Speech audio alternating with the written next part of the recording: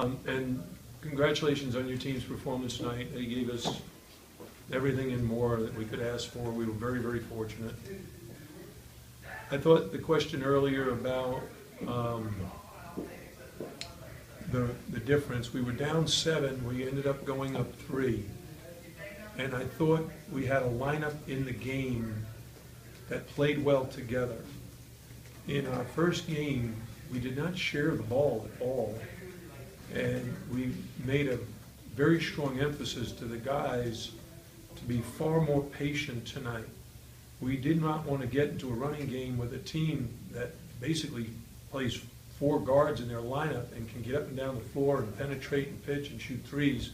And what you see they did, I look at the stats, they shot 38% from 3 and 47% from the overall. And normally you lose a game like that.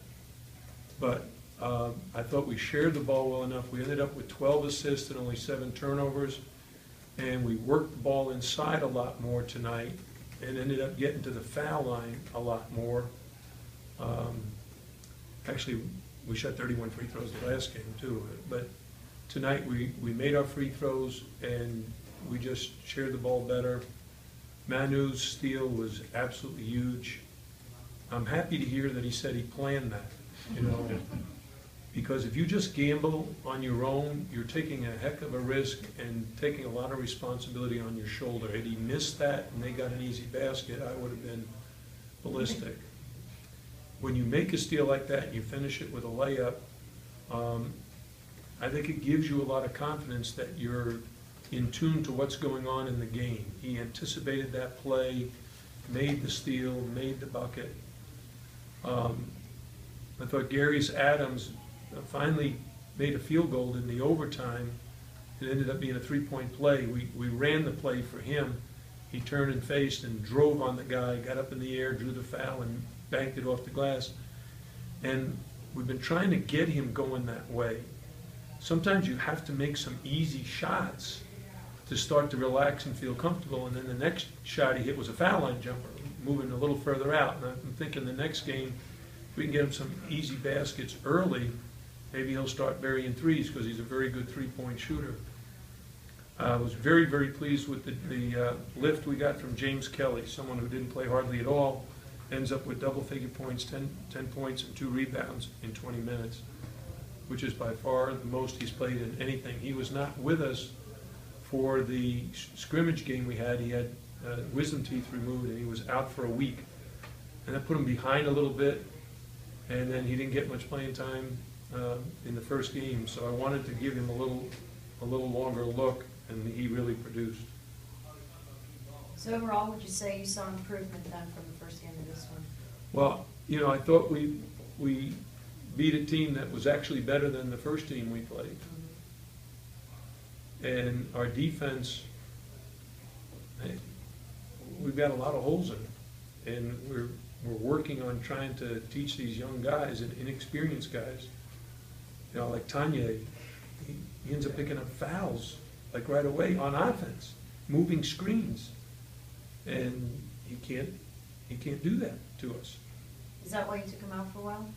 Well, I took him out for a number of reasons. One, he got in foul trouble, and second, James Kelly started to give us some production offensively. So Donovan was scoring, James was scoring. We had our 4 and 5 position. If you look at it, Donovan had 18, James had 10, Eric had 6, and Tanya 2. So from our 4-5 position, we ended up with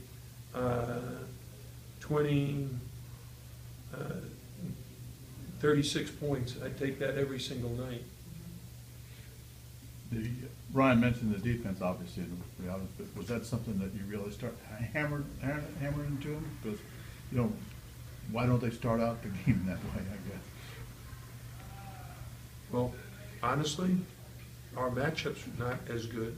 I said before the game, our big guys are going to have a hard time in this game because Tanya Jakiri is used to playing against guys who are 6, 9, or 10 and play 5 feet away from the basket.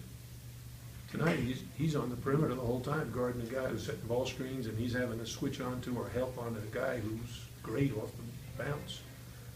When Jelani Hewitt splits the ball screen as many times as he did, when that's the focus of what we're trying to stop.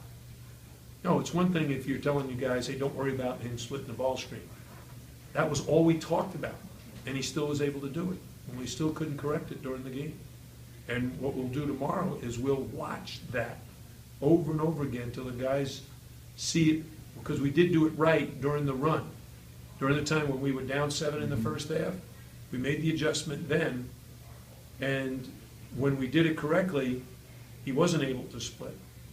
But when he did split, he just got right to the basket. I mean, he had 27 points.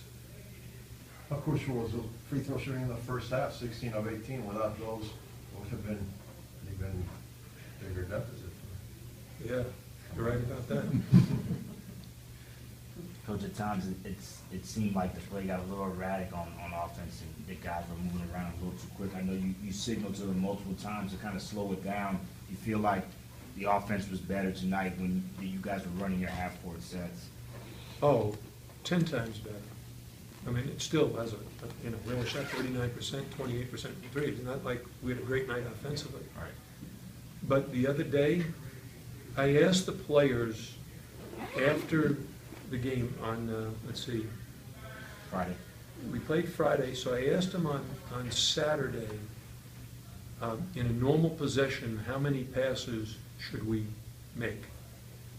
And every guy said, on the average, around 5. And then I asked them how many times we did that during the game. And they were shocked when I told them none.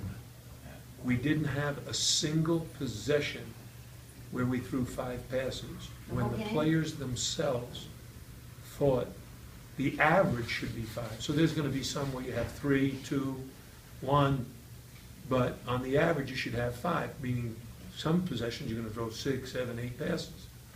We didn't have a single one, not one, in a 45-minute game. So tonight, I don't know, we'll count the passes and see how we did, but I know we started the game throwing 3 and 4 passes at least before we shot, which is a lot better because it makes the other team play defense longer. And because we don't want to be spending 30 minutes of a 40-minute game on defense because we shoot the ball so quickly. We got a young team. We need to keep the ball on offense, kind of like you do in football. You know, time of possession is very, very important to this team. That's why I was very happy. Manu played 36 minutes, and when he was in the game, I thought we played pretty calmly. I was just gonna ask you what you're feeling about Manu, the way he's played. I mean, obviously, you must have a lot of confidence in him since he ran the last playthrough, regulation, but how do you think he has developed in the last couple of games?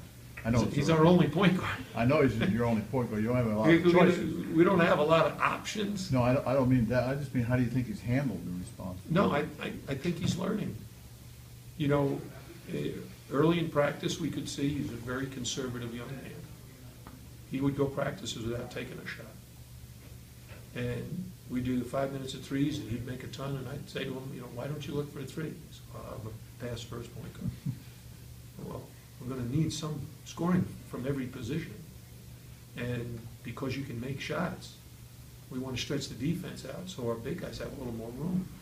You're going to need to look for something. Tonight he was 2 for 4. So if he can keep building on that, tonight was the kind of night I'd like him to have regularly. He had 12 points. He should have 3, 4, or 5 assists, and he did not have a single turnover. Oh, it's good. Thanks, Coach. Thank you. Nice seeing you.